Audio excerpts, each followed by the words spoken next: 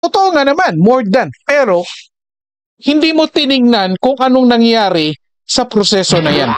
Which is, or which was, presented by Bongo na kung saan nagkaroon na ng issue. Okay, magandang araw po sa inyo lahat and welcome po ulit dito sa ating YouTube and PH channel mga kababayan. And nandito naman po tayo para sa ating panibagong reaction video ngayon. Ngayon po ay June 10, 2025 mga kababayan at kakatapos lang ng o kaka-adjourn lang ng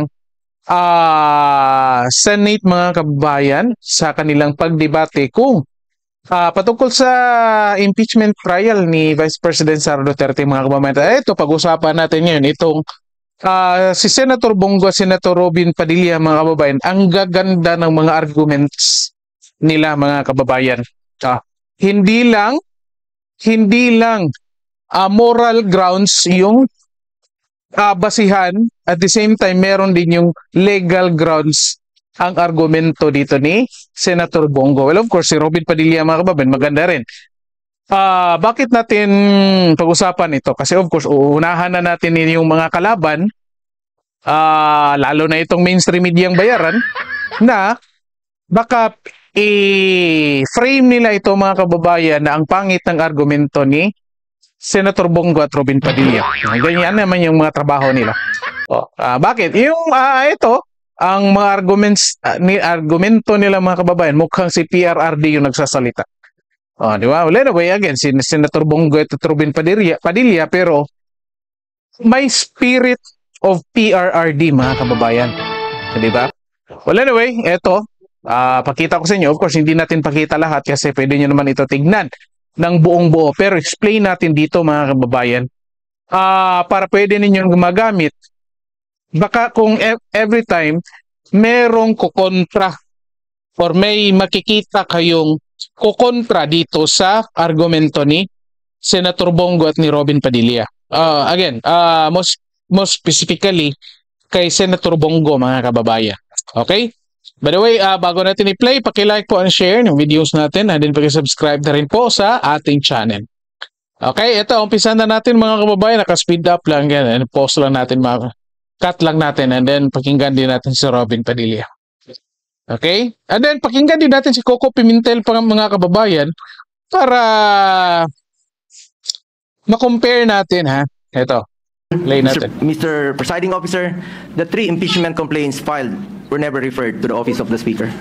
Instead, a 4th verified impeachment complaint signed by more than 200 congressmen, which now constitutes the articles of impeachment, was transmitted to the Senate. This brings into question the legality of such move when the Constitution provides that no impeachment proceeding shall be initiated against the same official more than once within a period of 1 year. Para sa ordinaryong mamamayan at lalo na sa aming mga binigyan ng tungkulin na maging senator judge sa paglilitis na ito, this opens up a lot of questions. At ang iniiwasan natin ay yung magpapasya tayo sa isang bagay na makakaapekto sa buhay ng bawat Pilipino. Makakaapekto sa trabaho natin na makatulong sa tao. Tapos hindi naman pala dumaan sa tamang proseso. Yes, we are senator judges tasked to decide on this matter. And we took an oath to be impartial.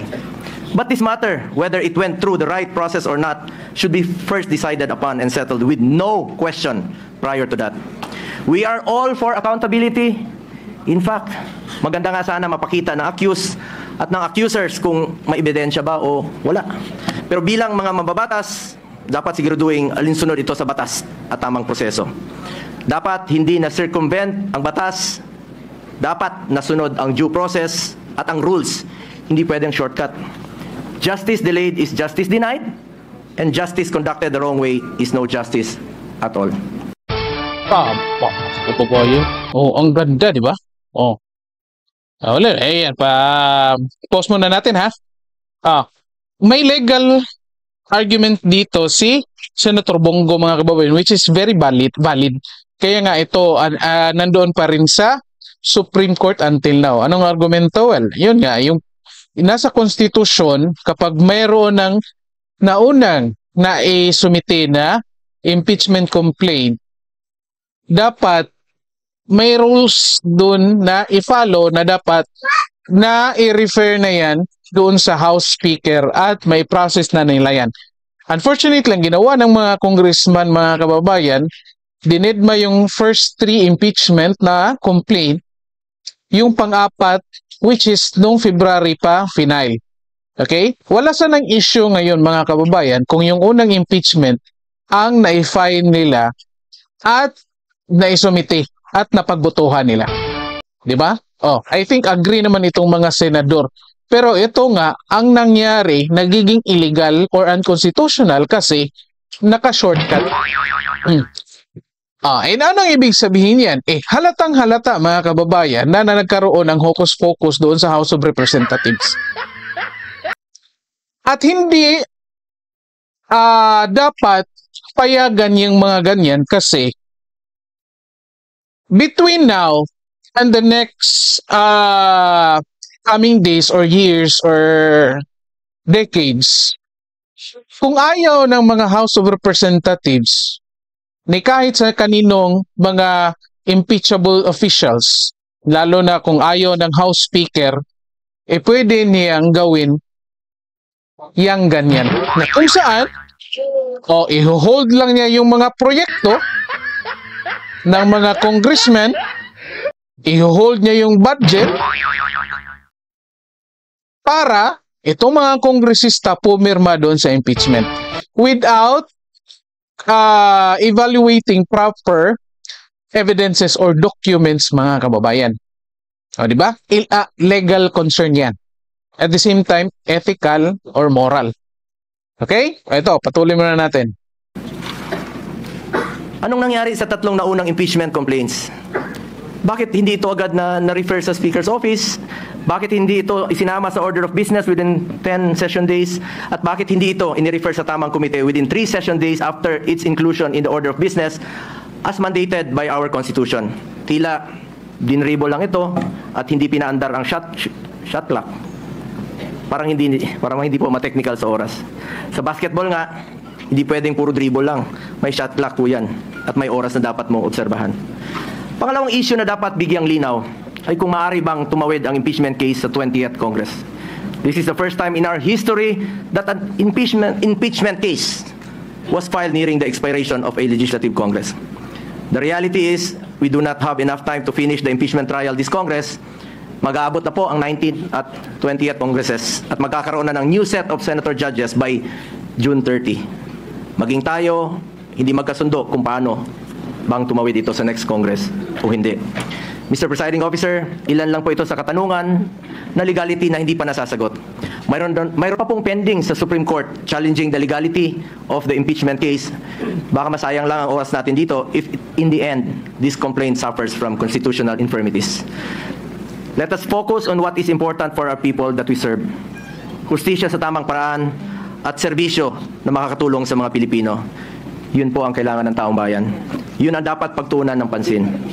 Mr. Presiding Officer, para sa akin, mas mabuting unahin natin ang tunay nating trabaho. Ang pagseserbisyo sa taong bayan, maraming nasasayang na oras sa isyong ito na hindi naman mapapakinabangan ng ordinaryong Pilipino. This issue has already been too divisive. Ilang buwan na po. Mag-focus sana tayo sa pangunahing mandato ng legislatura. Ang gumawa ng mga batas at magsulong sa mga programa na tunay na tutugon sa mga pangangailangan ng ating mga kababayan, lalong-lalo na po yung mga mahirap at walang ibang malalapitan kundi ang gobyerno. Marami pa pong mga pending.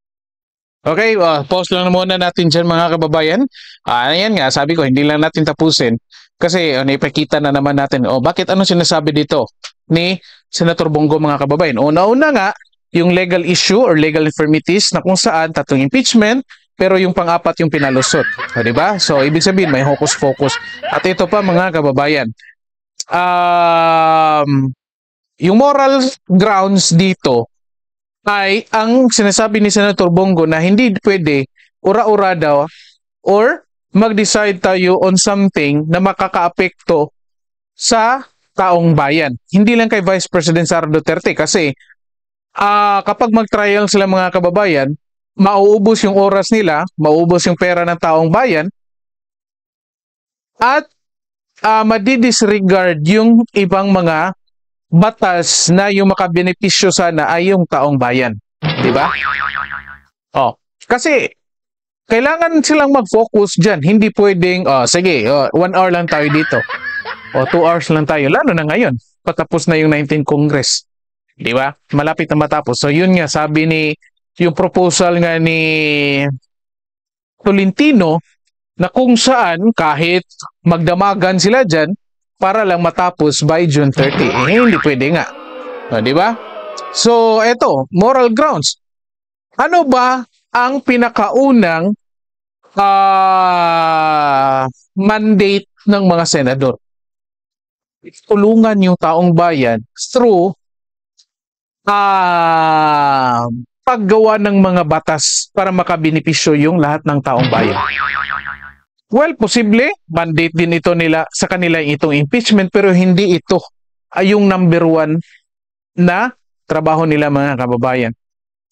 Sabi nga, parang ano lang ito, extra or free.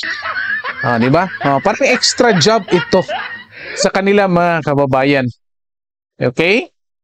At ito, hindi pwedeng mag-decide sila na yung proseso ay may issue. Sabi nga ni Senator Bongo, naghanap tayo ng hustisya, pero kung ang ginawa ninyo ay unang-una mali yung proseso, ay hindi yun hustisya. Kahit mag-decide pa sila na acquittal or conviction, yet sa kinaunahang process ay mali talaga. So wala talagang hustisya dyan, mga kababayan. Kasi ano nangyayari? Anong pinapalabas dito ni Senator Bongo? Or hindi niya pinapalabas kasi ito yung totoong lumabas dito, mga kababayan, na kung saan yung impeachment, di ba? Impeachment cases na kung saan mag-uumpisa sa House of Representatives ay na-weaponize, mga kababayan. Between now at sa darating pa na taon at ng ilang mga dekada pa, hindi lang naman ito patungkol kay VP Sara, mga kababayan. Kasi, posible kung i-convict nila si VP Sara, mawawalan na si VP Sara sa kahit anong posisyon. Pero, nandyan pa rin yung impeachment, nandyan pa rin yung mga impeachable officials. Posibleng may papalit kay VP Sara, may papalit kay Bongbong Marcos. Di ba? At kung yung House Speaker ng House of Representatives ay ayaw ni kahit na kaninong anong tawag nito, impeachable officials like Vice President, President, Chief Justice at kahit sino pa, Ombudsman, kung ayaw ng House Speaker, pwede nilang gawing weapon yung impeachment trial para paalisin yan. Kaya, mukhang legal yung aksyon nila, pero immoral pa rin yan, mga kababayan. At ito pa, binayaran, nagkaroon ng bayaran. Ang dami ng testamento dyan, mga kababayan, ng mga kongresistang nagsabi, merong 4-letter release, merong nakahold ng mga proyekto,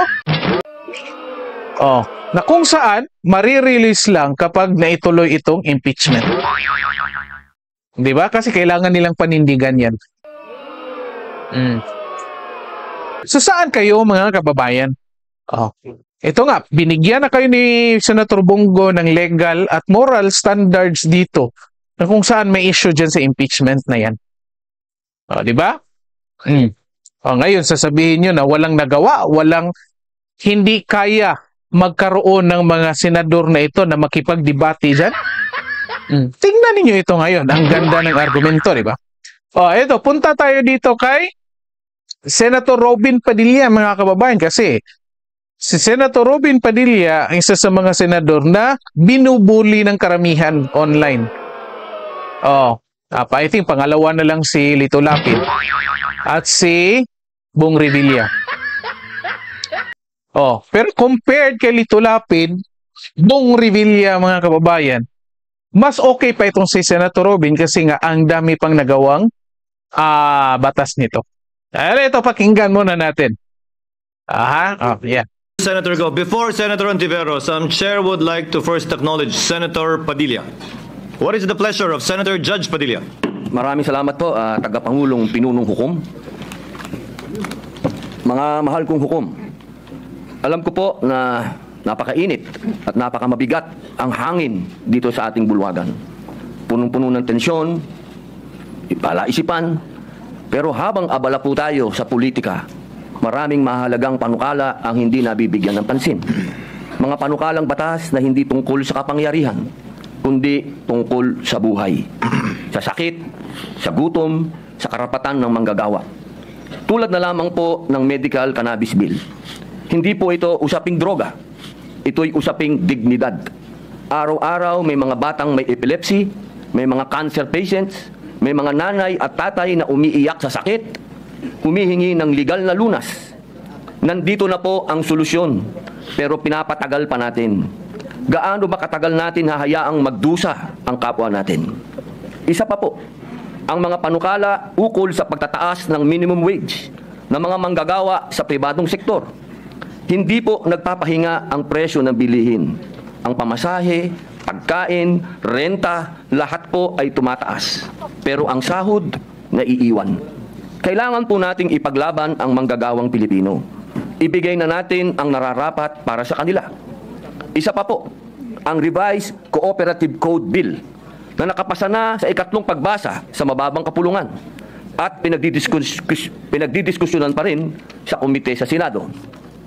Ito po para sa mga magsasaka, mangingisda at maliliit na negosyante.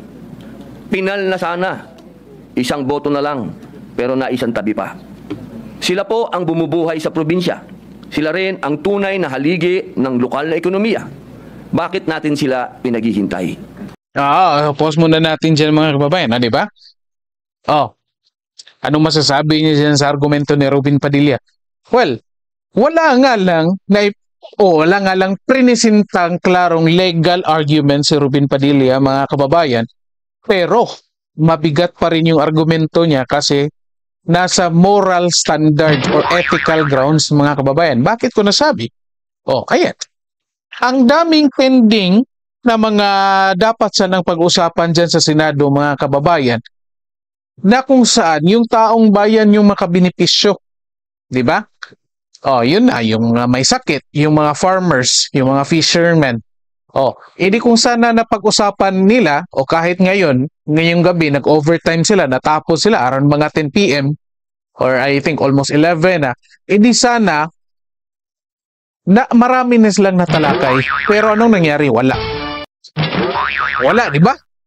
Kasi nakafocus lahat sa impeachment na kung saan hindi sila makapag-agree. Sa tingin nyo ba? Again, sabihin nating matuloy itong impeachment. Klaruhin ko lang, ako gusto ko rin ito. Legally, gusto ko rin matuloy. Ilang beses ko nang inulit ito. Legally, gusto ko rin matuloy, pero morally, detrimental ito. Okay? I think na-explain, tignan nyo lang sa previous videos anong explanation ko dyan. Posible, i-explain ko rin dito later. At ito na nga, isa sa mga additional explanations, mga kababayan, itong argumento ni Senator Bongo at Senator Robin. Kasi, ang dami sanang pwedeng pag-usapan, ang dami sanang pwedeng magawa ng mga senador na ito na kung saan yung taong bayan yung makabenepisyo. Ang nangyari ngayon, wala. Kasi nakafocus tayo lahat, nakafocus silang lahat dito sa impeachment na kung saan ang makabenepisyo lang yan ay si House Speaker Martin Romualdez at ang kanyang mga kongresista ang pumirma. Kasi sila yung may matatanggap dyan pagkatapos o kahit by the time maumpisahan yan, mga kababayan. Diba? I-comment nyo dyan kung anong masasabi nyo dito, mga kababayan. Okay? So, it is something to do with greater benefits, mga kababayan, at lesser evil yung pinag-uusapan dito. Sino yung sa pagpatuloy ng impeachment? Sino yung magkakakuha ng greater benefits? Di ba? Sa hindi pagpapatuloy ng impeachment, sino yung makakuha ng lesser evil, mga kababayan? Kasi nga, sabi ko sa isang video ko, kapag ituloy nyo yung impeachment na yan, lesser benefits ang makukuha ng taong bayan at greater evil. Bakit? Pag umpisahan na yan, impeachment, i-release ni Martin Romualdez yung kanyang mga pangako sa mga kongresista, unang-una. Pangalawa, i-release or mapipilitan si PBBM mga kababayan na i-release yung pondo or budget ng mga projects na in-insert ng mga kongresistang naka-hold until now. Di ba? Meron pang mga 900 million yata yun mga kababayan. Hindi ako nakakamali sa sinabi ni Toby Chanko. 900 million. No, kapag ma-release yan doon sa mga inserted projects, sinong makakakuha ng greater benefits? Yung mga kongresista lang. Di ba? Oh, lesser benefits, greater evil yung makakuha. Bakit? Mas maraming perang makukurakot ng mga opisyal. Sa tingin nyo ba? Sabi ko nga, hindi naman pera ni Martin Romualdez ang kanyang ipinamimigay dyan. Hindi rin pera ni PBBM ang kanyang i-release para doon sa mga proyektong in-insert ng mga kongresista. O ito, tignan natin itong argumento ni Coco Pimentel mga kababayan. Compare nyo dito sa argumento ni Senator Robin Padilla at ni Senator Bongo. Since there is a motion, I think, Mr. President, and the motion is to dismiss the entire impeachment case. So this representation has no choice but to object to the motion. And if I can, just like the movement, if I can also now give my reasons, Mr. President. Gentlemen, Before that, with the indulgence of the minority leader. what is the pleasure of Senator Judge Cayetano? Just to clarify the motion before we debate on it, because I heard Senator Bongo second, but he also stated that okay then i-remand. Because personally, I'm against the dismissal, but I would be willing to hear arguments on remanding. So I'm sorry, Senator Pimentel, I just want to know, is Senator Bongo actually proposing to amend the motion of Senator Judge Bato, and is Senator Judge Bato amendable to that? Sorry. No, Mr. President, I was not confused at all because No, I'm the one who's Senator Go gave a seconding speech. So the motion stands. He is seconding the motion. Pero yung laman, Mr. The reason I want to ask, because I will second, I will object with Senator Pimentel kung dismissal, but I will listen to the argument. Give these Yun, representations nasa na point. Ito mga kababayan. Statements of the movement and the seconding parties, Mr. President. Ang tanong nila kung makakain ba daw itong impeachment process. Pero marami namang bagay sa buhay na importante rin na hindi nahahawakan. Tulad ng hustisya. Ang hustisya, hindi nga natin makita, hindi natin mahawakan niya, pero napakahalagang bagay po sa buhay ng tao. Ngayon, pagdating po sa konstitusyon, bakit inaangalan ko yung motion? The motion actually is unconstitutional, in the opinion of this representation. Because according to Article 11, Section 3, Paragraph 6, first sentence lang yung babasahin ko, the Senate shall have the sole power to try and decide all cases of impeachment. So tingnan natin mga fellow senator judges, sole power. So ibig sabihin ng sole power, tayo lang ang may kapangyarihan, ang Senado lamang ang may kapangyarihan na mag-try and decide. So litisin ang isang impeachment case at hatulan, desisyonan. Ngayon kung aayaw tayo kaagad, hindi natin na-try, ang try is litis, palabas yung mga facts para ma-apply natin yung judgment natin sa facts, wala na pong matatakbuhang ibang body. That's why a motion which cuts short the entire process is unconstitutional. And then, same article, Section 3, Paragraph 4, basahin ko ulit ito, pero paulit-ulit ko na ito sinasabi when we were in legislative session.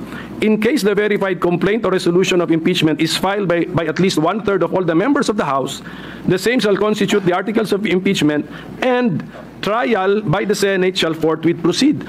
I believe, and I think I'm correct, that the impeachment case against the Vice President falls exactly under the facts assumed in Paragraph 4.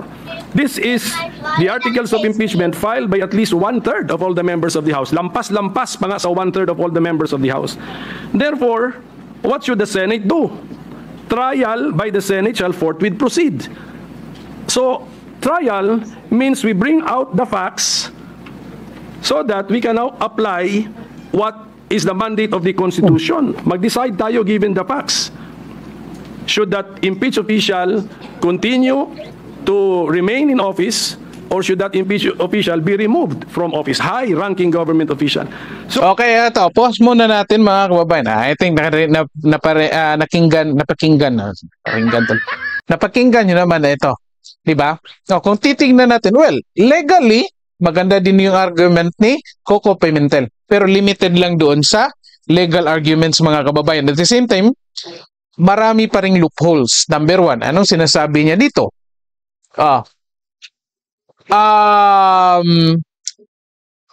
Nag-state na siya, hindi ako abogado mga kababayan, pero I think pwede na tayong i-presenta itong valid na argument. The Senate has the sole power to decide, to try and decide. Ito na nga, pinagdidebatehan na nila kung ano yung magiging desisyon nila dito. Hindi ba parte ang pag-dismiss doon sa desisyon na yan? Na nasa Constitution? Kasi nga, to try and decide. Kahit anong desisyon nila dyan, sole power nila yan. Diba? At ito, ibang argumento din naman na permisinta niya. Verified complaint. Yung impeachment at more than the 1/3 of the House of Representatives. Well, totoo nga naman, more than. Pero, hindi mo tinignan kung anong nangyari sa proseso na yan. Which was presented by Bongo na kung saan nagkaroon na ng issue. Diba? O, tiklop siya ngayon. Meron nga more than 1/3. Pero, hindi mo tinignan ang prosesong nangyari. Hindi mo tinignan kung ano yung mga illegal, immoral na nangyari. Na alam ng taong bayan kung anong ginawa ni Martin Romualdez dyan. Alam ng taong bayan na may pinangako. Alam ng taong bayan may nakahold na proyekto para mapilitan silang pumirma. So ano ngayon? Bilang senador, hindi mo ba titignan yung mga ganyan? Basta lang. In line with legality, kahit nagiging immoral. Comment nyo dyan mga kababayan. Kasi nga ito nga, pag-usapan natin. It has something to do with itong kampo ni PRRD mga kababayan, itong mga kaalyado niya, pumapanig dito sa legal at the same time moral.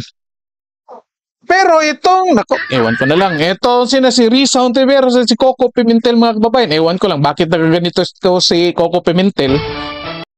Kasi nga siguro yung asawa niya, comment ka na lang dyan, anong nangyari? Anong posisyon ang binigay? Nakafocus lang sa legal. Which is ito nga, ang target ng mga kalyado ni PRRD, 2 birds in 1 stone. Legal, at the same time, moral. Importante din, of course, importante yung hustisya. Pero in the first place, sabi nga ni Bongo mga kababayan, kung mali yung proseso sa paghahanap ng hustisya, no justice at all. Diba? Kaya nga, sila na mismo ni PRRD mga kababayan, kasi ito si Bongo, nagsasabing, mali yung EJK na pinaparatang sa kanila. Kasi alam nila, ang pagkukuha ng hustisya sa maling paraan, walang hustisya at all. Ang media lang naman nagtatawag ng EJK sa kanila. Ganito din yan sa impeachment, mga kababayan. Ang problema lang, yung mga kalaban nakafocus lang sa kung anong legal. Pero ito, tingnan ninyo. Yung mga nagsusulong na ituloy itong impeachment, o kahit sabihin natin ito si Coco Pimentel, si Risa Hontiveros mga kababayan, itong dalawa, Nasaan sila? Nagsalita ba sila na kung saan yung hindi tinanggap yung impeachment complaint ng Duterte Youth laban kay PBBM? Nasaan itong dalawang ito? Bakit atat na atat ito ngayon? Well, of course, alam naman natin kasi yung itong si Rizon Tiveros, akbayan ito. At ang isang pumirma doon sa House of Representatives ay akbayan, so most likely, ang makatatanggap, nako, ayaw ko nalang pagpatuloy mga kababayan, kayo na lang magdugtong yan. Tatapusin na lang natin itong video natin. Okay? So, dito na po muna tayo. And comment kayo dyan kung anong masasabi nyo dito. Paki-like po and share ng videos natin. And paki-subscribe na rin po sa ating channel. Okay? So, maraming salamat sa lahat at magandang araw po sa inyo.